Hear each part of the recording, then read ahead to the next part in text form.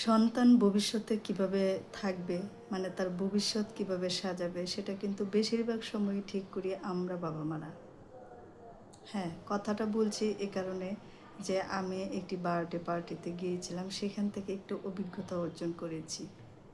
যে আমরা কিন্তু দিন শেষে ঠিক করে দেই আমাদের সন্তানরা ভবিষ্যতে কিভাবে চলাফেরা করবে। এটা আপনি মানুন অথবা নাই মানুন। আমার হাসব্যান্ড বিদ্যুতে চাকরি করে, তো তার কলিগের একটি ছেলে বাচ্চার বার্থডে পার্টিতে আমাদের ফ্যামিলিকে ইনভাইট করেছিল এবং পার্টির প্রোগ্রামটা ছিল যাত্রাবাড়ি একটি কমিউনিটি সেন্টারে। তো খুব আগ্রহ নিয়ে আমরা সপরিবারে সেখানে পার্টি উপভোগ করতে গেলাম। যাওয়ার পরে দেখলাম যে পরিবেশটা নাম দিয়েছে একটা বার্থডে পার্টি, কিন্তু সেখানে পুরোই একটা ইয়াং জেনারেশনের জন্য যেরকম পার্টি অ্যারেঞ্জ করা হয় সেটা করা হয়েছে। আমার শুরুতেই কিন্তু দেখে ভালো লাগে নাই। আর সেখানে স্টেজ প্রোগ্রামের মতো একটি প্রোগ্রামে আয়োজন করেছে এবং সেখানে নাচের জন্য একটি ইয়াং মেয়েকে হয়তোবা তারা হায়ার করেছে। তো একদম উচ্চ মিউজিক, যেগুলো বাচ্চার ধারে কাছেও পড়ে না, যে ধরনের সং বা গান, আর একদম উচ্চ স্বরে মিউজিক, আর নাচ তো আছেই। তো শুরুতে গিয়ে আমার অনেকটাই খারাপ লেগেছে এবং আমি সেখান থেকে কিন্তু বের হয়ে গেছি যখন উচ্চ মিউজিক, কারণ আমি এমনিতেই সচরাচর উচ্চ মিউজিক নিতে পারি না। তো আমার অ্যাভারেজ যে ওইখানকার পরিস্থিতিটা আমার ভালো লাগে নাই। তারা নামে আসলে ছেলের বার্থডে পার্টি অ্যারেঞ্জ করেছে, কিন্তু পুরোটাই ছিল তাদের আসলে নিজেদের মন গড়া একটা প্রোগ্রাম। সেখানে ইয়াং জেনারেশন বেশিরভাগ ছিল, আমরাও ছিলাম, কিন্তু আমার ব্যাপারটাতে আপত্তি এসেছে সেই কারণে যে বাচ্চার বার্থডে পার্টি, যেহেতু বাচ্চার মতোই আরও কয়েকটা বাচ্চা থাকবে এবং অবশ্যই আমাদেরও দুইটা বেবি আছে, মেয়ে বেবি, তাদেরকে নিয়ে গিয়েছিলাম। তো হচ্ছে কি, যেখানে একটা মেয়ে শৃঙ্খলভাবে নাচবে সেখান থেকে বাচ্চা কী রিসিভ করবে? আর এটাকে কেন নাম দেওয়া হয়েছে যে বার্থডে পার্টি? মানে আমার কাছে ব্যাপারটা এতই বাজে মনে হয়েছে, কারণ আমি কিন্তু অনেক বার্থডে পার্টিতে গিয়েছি ঢাকায়, বিশেষ করে পার্টি সেন্টারে যে বার্থডে পার্টিগুলো হয়, এবং ম্যাক্সিমামই কিন্তু আমার কাছে ভালো লেগেছে। একদম লো সাউন্ডে মিউজিক হবে, সেখানে কিছু কথা থাকবে বাচ্চা সম্পর্কে, এবং নীরব, মানে হালকা একটা সাউন্ড থাকবে, এবং বাচ্চাদের খাওয়া দাওয়া, বাচ্চাদের যত এন্টারটেনমেন্ট দেওয়া যায় সেখানে সেরকম আয়োজন করা হবে। এটাই তো স্বাভাবিক, তাই না? কিন্তু সেখানের পরিস্থিতিটাই একদমই ব্যতিক্রম, পুরো পরিবেশটা একদমই ব্যতিক্রম ছিল, যেটা আমার ভালো লাগে নাই। তো আমি কিন্তু বেশিরভাগ সময়টাই যে দোতলায় প্রোগ্রামটা হচ্ছিল, তো আমি নিচতলায় এসে, যেখানে খাওয়া দাওয়ার অ্যারেঞ্জ করেছে সেখানে এসে আমি ওয়েট করতেছিলাম। আমি এবং আমার হাজব্যান্ড, আমার বাচ্চাদেরকেও নিয়ে আমি অন্যভাবে সময় পার করেছি। সেখানে আমি যথাসম্ভব চেষ্টা করেছি ওই সময়টা অ্যাভয়েড করার জন্য। তো কোনো রকম আত্মসম্মান বজায় রেখে সেখান থেকে আমরা খাওয়া দাওয়া শেষে চলে আসলাম।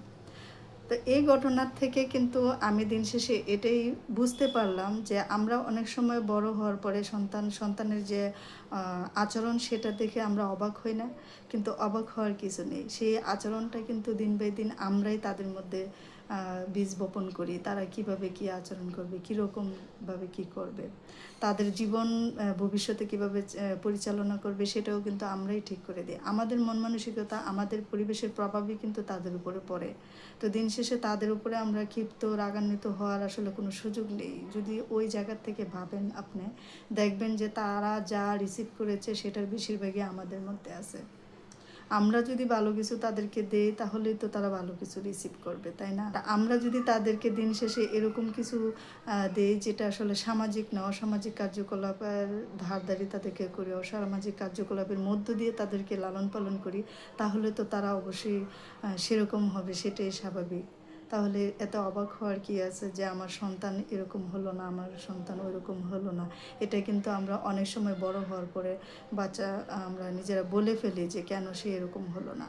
কিন্তু যে এই সময়টা আমরা বাচ্চা রেখে তাদেরকে অতিবাহিত করেছি, সেই সময়টা তাদেরকে কতটা সে এরকম দিয়েছি, যেরকম দিলে তাদের মন মানসিকতাও একটা সামাজিক লেভেলে যাবে, অসামাজিক কার্যকলাপ থেকে তারা দূরে থাকবে, কিভাবে একজন মানুষের মতো মানুষ হয়ে তাদের জীবন পরিচালনা করতে হয় সেটা শিখবে।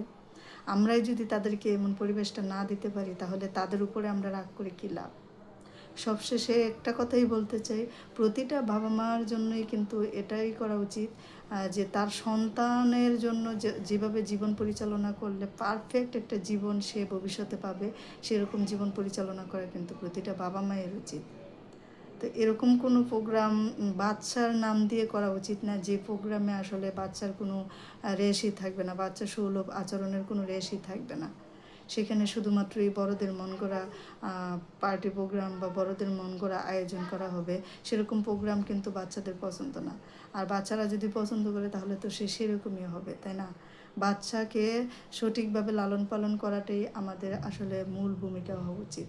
আমাদের বাচ্চা আমরা যেটা করি সেটাই রিসিভ করবে।